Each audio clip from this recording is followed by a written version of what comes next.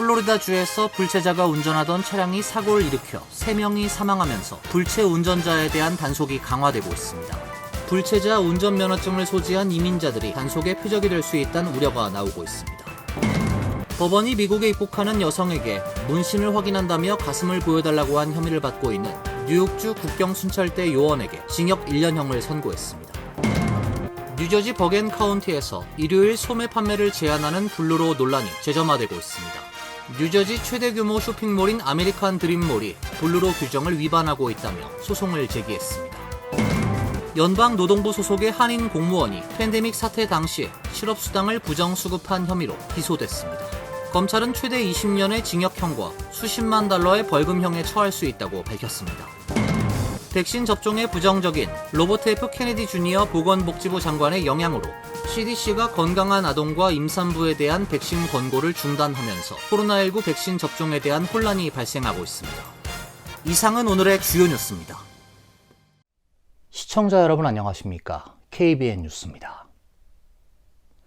플로리다주에서 불체자가 운전하던 차량이 사고를 일으켜 3명이 사망하면서 불체 운전자에 대한 단속이 강화되고 있습니다.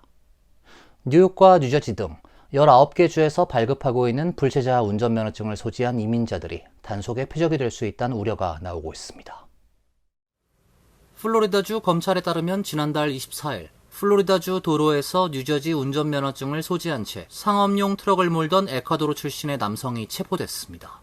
불체자로 알려진 이 남성은 ICE로 넘겨져 구금됐고 추방 절차에 회부됐습니다. 플로리다에선 이달 중순 인도 출신의 불체자가 몰던 트랙터 트레일러가 고속도로에서 불법 유턴을 하다 다른 벤 차량에 타고 있던 3명을 숨지게 하는 사고가 발생하면서 불체 운전자에 대한 단속이 크게 강화되고 있습니다. 플로리다주 당국은 주 내 23개 검문소에 경찰관을 추가 배치하는 등 상업용 차량을 운전하는 불체 운전자에 대한 단속을 크게 강화했고 이후 뉴저지 운전면허증을 소지한 불체 신분의 남성이 체포된 것입니다. 플로리다주 검찰총장은 대형 상업용 차량을 운전하는 불체자 문제를 집중 부각하면서 불체자이거나 영어를 못하는 사람은 플로리다 도로에서 상업용 차량을 운행할 자격이 없다고 말했습니다. 그는 캘리포니아와 뉴저지 등 이민자 피난처주에서 취득한 운전면허는 플로리다에서는 쓸모가 없다고 말해 논란을 일으켰습니다. 뉴욕과 뉴저지를 포함한 전국 19개 주는 불체자에게도 운전면허 취득을 허용하고 있습니다. 뉴저지주 차량국은 연방법 및 주법을 준수하며 차량을 안전하게 운전하는 뉴저지 주민은 미국 모든 주에서 운전면허를 사용은 할 수 있어야 한다는 입장을 밝혔습니다. 다만 뉴저지에선 합법 체류 신분이 없는 사람은 상업용 운전면허증이 취득이 불가능합니다. 법원이 미국에 입국하는 여성에게 문신을 확인한다며 가슴을 보여달라고 한 혐의를 받고 있는 뉴욕주 국경순찰대 요원에게 징역 1년형을 선고했습니다. 검찰에 따르면 뉴욕주 북부 국경순찰대 요원 53세의 셰인 밀라는 2023년 남부 국경을 넘는 3명의 이민 여성에게 웹캠을 통해 가슴을 노출시키도록 지시한 혐의로 기소됐습니다. 밀라는 지난 3월 자신의 혐의에 대해 유죄를 인정했습니다. 검찰에 따르면 4번째 여성은 브래지어를 착용한 채 가슴을 보여주란 명령을 받았습니다. 그는 법을 가장한 권리 박탈 혐의 2건에 대해 유죄를 인정했습니다. 밀라는 당시 뉴욕주에 근무하면서 화상 시스템을 통해 남부 국경에 도착하는 사람들을 처리하고 있었습니다. 법원 문서에 따르면 밀라는 여성들에게 문신을 확인한다며 브래지어를 들어 올려달라고 했고 자신의 요청이 미국 입국 절차의 일부라고 말했습니다. 밀런을 기소한 검찰은 모든 사람은 존중받을 자격이 있으며 법 집행기관 구성원이 이민자들의 성적 착취를 하는 행위는 용납하지 않는다며 누구도 법 위에 있을 수 없다고 밝혔습니다. 법원은 밀란에게 징역 1년형을 선고했습니다. 뉴저지 버겐 카운티에서 일요일 소매 판매를 제한하는 블루로 논란이 재점화되고 있습니다. 뉴저지 최대 규모 쇼핑몰인 아메리칸 드림몰이 블루로 규정을 위반하고 있다며 소송을 제기했습니다. 뉴저지 파라모스타운 정부는 지난달 25일 이스트 러더포드 소재 대형 쇼핑몰 아메리칸 드림몰을 상대로 뉴저지 주 법원에 제소했습니다. 아메리칸 드림몰이 버겐 카운티에서 시행되고 있는 블루로를 위배했다는 이유입니다. 블루로는 기독교의 안식일 전통에 따라 식품, 식당, 제과, 주유소, 약국 등 필수 소매 분야를 제외한 사업체에 일요일 영업을 금지하는 제도입니다. 미 전역 대부분의 지역에서 블루로는 폐지됐지만 뉴저지 버겐 카운티는 여전히 시행하고 있습니다. 따라서 버겐 카운티에 있는 소매점의 경우 일요일엔 가구, 의류, 가전제품 등의 판매가 허용되지 않습니다. 하지만 같은 버겐 카운티에 있는 아메리칸 드림몰 내 120개 매장 모두는 일요일에도 아무런 제약 없이 영업을 하고 있어 논란이 되고 있습니다. 파라무스의 크리스토퍼 디피이자 시장은 버겐 카운티 정부 등 당국은 아메리칸 드림몰이 블루를 계속 위반하고 있음을 알고 있지만 법 집행을 하지 않고 있다고 지적했습니다. 제임스 테데스코 버겐 카운티장 역시 아메리칸 드림몰은 개장 전 블루를 준수하겠다고 약속했지만 이를 어기고 있다며 주 검찰청과 주 정부 등 당국의 법 집행을 여러 차례 요청한 바 있다고 밝혔습니다. 아메리칸 드림몰은 이에 대해 버겐 카운티의 블루로는 주 정부 소유 재산엔 적용되지 않는다고 반박했습니다. 아메리칸 드림몰 부지는 뉴저지 주 정부 스포츠 및 박람회 당국 소유이기 때문에 블루로 적용 대상이 아니란 주장입니다. 도널드 트럼프 대통령이 주택담보대출 사기 혐의를 받고 있는 연준 이사 해임을 둘러싸고 논란이 가열되고 있습니다. 트럼프 대통령의 해임 통보에 소송으로 맞서겠다고 밝혔지만 트럼프 대통령은 아랑곳하지 않는 듯 후임 지명에 나섰습니다. 트럼프 대통령은 지난 26일 국무회의를 주재하는 자리에서 연준 리사 쿡 이사의 후임으로 아주 훌륭한 인물들을 고려 중이라고 밝혔습니다. 쿡 이사를 겨냥해 법 위반을 저지른 것 같은데 그래선 안 된다며 그가 모기지 금리에 영향을 미치는 역할을 담당하고 있기 때문이라고 말했습니다. 주택금융청이 쿡 이사에 대한 2건의 주택담보대출 사기 혐의를 포착해 법무부에 수사 의뢰한 것을 두고 한 말입니다. 트럼프 대통령은 전날 헌법 2조와 1913년 연준법이 부여한 권한에 따라 쿡 이사를 이사직에서 즉각 해임한다고 밝히면서 해임 통보 서한을 자신의 SNS 트루스 소셜에 공개했습니다. 그러나 쿡 이사는 트럼프 대통령의 이 같은 조치에 법적 근거가 없다면서 불복하고 2038년까지인 자신의 임기를 마치겠다는 입장을 밝혔습니다. 연준은 성명에서 이사들에 대한 장기간의 임기와 해임 제한은 중요한 안전장치 역할을 하며 통화정책 결정이 데이터, 경제 분석, 그리고 미국 국민의 장기적 이익에 기반하도록 보장한다며 연준은 법에 정해진 대로 그 임무를 수행할 것이라고 밝혔습니다. 미국 대통령이 연준 이사를 해임한 사례는 아직 없습니다. 연방노동부 소속의 한인 공무원이 팬데믹 사태 당시 실업수당을 부정수급한 혐의로 기소됐습니다. 검찰은 부정수급한 금액은 5만 달러가 채 안 되지만 최대 20년의 징역형과 수십만 달러의 벌금형에 처할 수 있다고 밝혔습니다. 연방검찰 매사추세츠주 지검은 노동부 산하 산업안전보건청에서 위생검사관으로 일하던 50세 한인 강모영 씨가 실업지원부에 허위 서류를 제출, 총 45,868달러의 팬데믹 실업보조금을 부정수급한 혐의로 기소됐다고 26일 밝혔습니다. 검찰에 따르면 강 씨는 지난 2020년 4월 실업지원부에 자신을 독립 또는 단기계약 근로자로 표기한 후에 실업보조금을 신청했습니다. 기소장엔 강 씨가 허위로 서류를 제출한 뒤 2020년 3월부터 2021년 9월까지 수입이 없었다고 보고했지만 이 기간 동안 노동부 정규직 직원으로서 각각 86,667달러, 9738달러의 연봉을 받았다는 내용이 담겨 있습니다. 검찰 관계자는 유죄가 인정될 경우 강 씨는 25만 달러의 벌금과 20년의 징역형, 보호관찰 3년형에 처할 수 있다고 전했습니다. 챗 GPT 같은 생성형 AI의 부상으로 미국에서 젊은이들이 일자리를 빼앗기고 있다는 실증적 연구 결과가 나왔습니다. 22세에서 25세 연령층이 가장 큰 피해를 입고 있습니다. 월스트리트 저널에 따르면 스탠퍼드대 연구진들은 AI가 일부 청년들의 고용 가능성을 극심하게 제한하고 있다는 논문을 발표했습니다. AI의 타격을 받는 분야는 소프트웨어 개발처럼 AI로 자동화하기 쉬운 업무들이었습니다. 다만 연구진은 AI가 일자리를 대체하기보단 업무를 도와줄 수 있는 영역에선 오히려 젊은이 일자리가 개선됐다는 증거도 찾았습니다. 수만 개 기업에서 나온 직원 수백만 명의 익명 데이터를 분석했습니다. 직원들의 연령과 직업 같은 세부 정보도 담겼습니다. 소프트웨어 개발자와 사무실, 병원 등의 안내원, 통번역가, 고객센터 상담원 같은 직무 분야를 살펴봤는데 2022년 말 이후 실제 이 분야의 고용이 다른 직종에 비해 전반적으로 약화했습니다.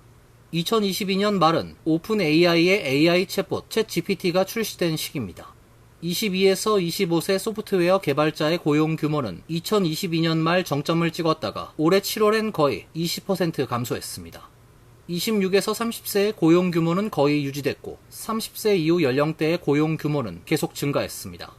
WSJ는 그동안 특정 직업군에 대한 AI의 영향을 보여주는 단편적 사례들은 있었지만 이 신기술이 고용시장을 크게 짓누르고 있다는 구체적 증거는 거의 없었다면서 이번 연구 결과가 AI의 파괴적인 영향을 보여주는 가장 뚜렷한 지표 중 하나라고 지적했습니다. 연구진은 AI를 통한 자동화는 비용을 절감할 수는 있지만 새로운 것을 창조하는 것은 아니라고 강조했습니다. 더 가치 있는 일은 인간의 역량을 확장시키는 새로운 일을 하는 것이라며 이를 통해 기업들이 이익을 얻으면 고용을 늘릴 수 있다고 분석했습니다. 백신 접종에 부정적인 로버트 F. 케네디 주니어 보건복지부 장관의 영향으로 CDC가 건강한 아동과 임산부에 대한 백신 권고를 중단하면서 코로나19 백신 접종에 대한 혼란이 발생하고 있습니다. FDA가 올 가을 코로나19 백신에 대해 제한적인 승인을 내리면서 백신 접종 절차가 복잡해지고 있습니다. 기존엔 생후 6개월 이상 모든 연령층에게 백신 접종이 권장됐으나 올해는 65세 이상 고령자와 특정 질환을 가진 사람들만 접종 대상이 됩니다. FDA는 화이자, 모더나, 노바백스의 백신을 승인했지만 천식, 암, 심장 및 폐 질환, 비만, 우울증, 흡연 이력, 신체활동 부족 등으로 인해 중증 코로나 위험이 높은 사람들에게만 접종을 권장하고 있습니다. 하지만 백신 접종 장소와 보험 적용 여부는 여전히 불확실합니다. 엘라베마, 아칸소 등 19개 주는 연방질병통제예방센터 산하 예방접종자문위원회의 권고가 있어야 약국에서 백신을 접종할 수 있도록 규정하고 있어 해당 위원회가 새 권고를 내리기 전까진 약국 접종이 제한될 수 있습니다. 또한 일부 약사는 FDA 기준을 벗어난 접종을 꺼린다는 우려도 제기되고 있습니다. 보험 적용 여부도 혼란스럽습니다. 메디케어는 65세 이상에게 백신 비용을 지원하지만 그 외 연령층은 보험사나 고용주에 따라 달라질 수 있습니다. 전문가들은 백신이 입원 등 고비용 치료를 예방하고 직장 내 감염 확산을 막는 데 효과적이라며 접종 필요성을 강조하고 있습니다. 뉴욕시장 선거가 2달여 앞으로 다가온 가운데 예비선거에서 돌풍을 일으킨 정치 신예 조란 맘다니 후보가 여전히 높은 지지율을 기록하고 있는 것으로 나타났습니다. 하지만 맘다니 후보의 반대 진영이 단일화를 구축할 경우 판세가 바뀔 수 있다는 전망이 나왔습니다. 지난 28일 발표된 툴친 리서치 조사에 따르면 현재 뉴욕시장 출마를 선언한 모든 후보가 그대로 출마할 경우 민주당 후보로 당선된 맘다니 후보는 42%의 득표율로 선두를 달릴 것으로 분석됐습니다. 2위를 기록한 앤드류 쿠오모 전 뉴욕 주지사는 26%로 맘다니 후보와는 큰 격차를 낼 것으로 예상됩니다. 공화당 후보 커티스 슬라와가 17%, 현 뉴욕시장 에릭 아담스는 9%, 무소속 출마를 선언한 짐 월든 후보는 3% 지지율을 기록했습니다. 다만 민주당 성향의 후보들 중 쿠오모를 제외한 나머지 후보들이 출마를 포기할 경우 결과는 달라질 것으로 보입니다. 쿠오모 전 주지사와 맘다니 후보가 1대1로 맞붙게 되면 쿠오모 후보가 52%, 맘다니 후보는 41%를 기록할 것으로 조사됐습니다. 현재 민주당 진영에선 젊은 무슬림 후보가 쿠오모 전 주지사를 꺾고 시장 후보로 당선되자 당황하는 분위기가 역력한 상태입니다. 다만 아담스 시장 등 다른 주요 후보들은 경선에 끝까지 참여하겠다고 밝힌 상태입니다. 한편 뉴욕시 선거제정위원회는 치열한 경쟁이 예고되는 뉴욕시장 선거를 앞두고 첫 후보 토론회가 10월 16일 오후 7시에 진행된다고 밝혔습니다. 이후 10월 22일엔 주요 후보들이 참여하는 또 다른 토론회가 열릴 예정입니다. 주요 후보 토론회엔 맘다니 후보와 쿠오모, 아담스, 그리고 슬리와 후보가 참여할 가능성이 높은 상황입니다. 이어서 간추린 소식입니다. 도널드 트럼프 대통령이 이번 달 23일 뉴욕에서 열리는 유엔 총회에서 연설합니다. 캐롤라인 레빗 백악관 대변인은 브리핑에서 트럼프 대통령이 9월 22일 뉴욕으로 향해 다음 날인 23일 유엔 총회에서 연설할 예정이라고 밝혔습니다. 트럼프 대통령은 첫 번째 집권 당시인 2017년부터 2020년까지 총 4차례 유엔 총회 연설에 나섰습니다. 다만 2020년엔 코로나 팬데믹으로 인해 화상 연설로 진행했습니다. 이번엔 재집권 뒤 첫 유엔 총회 연설로 경제, 외교 등 주요 정책에 대한 자신의 구상을 밝힐 것으로 예상됩니다. 상무부는 2분기 GDP 증가율이 3.3% 늘어났다고 잠정치를 발표했습니다. 상무부는 GDP를 속보치와 잠정치, 확정치 등 3번에 걸쳐 발표합니다. 잠정치에선 속보치 추계에서 빠졌던 경제활동 지표를 반영해 산출하는데 지난달 발표한 성장률 속보치 3.0%와 비교해 0.3%포인트 상향 조정된 것입니다. 다우존스가 집계한 전망치 3.1%도 웃돌았습니다. 1분기 성장률 잠정치 마이너스 0.5%보다 큰 폭으로 반등한 수치입니다. 상무부는 2분기 수입 감소와 소비 증가에 영향을 미쳤으며 투자 감소가 일부 상쇄 효과를 가져왔다고 밝혔습니다.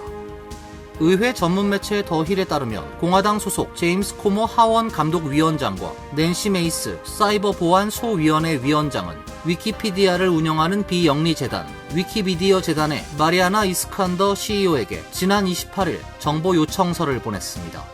이들은 미국을 포함한 서방 세계 청중 여론을 바꾸기 위해 위키피디아 정보를 조작하려는 시도가 있다는 연구와 보고서를 주목하고 있다면서 미국 대중 여론에 영향을 미치기 위해 미국 납세자의 세금에서 보조금을 받는 학술 기관에서의 해외 활동과 개인을 조사하는 것이라고 설명했습니다.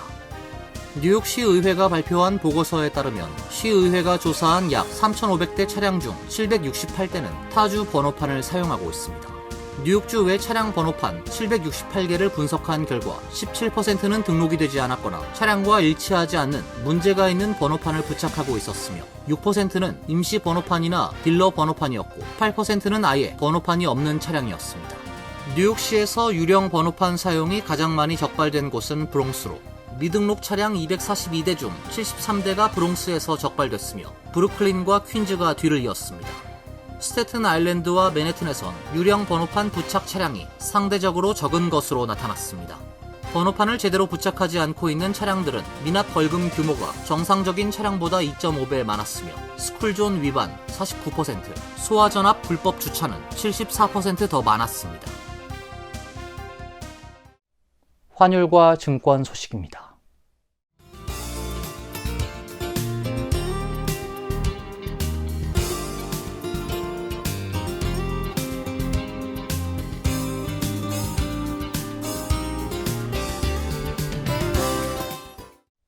이어서 날씨입니다.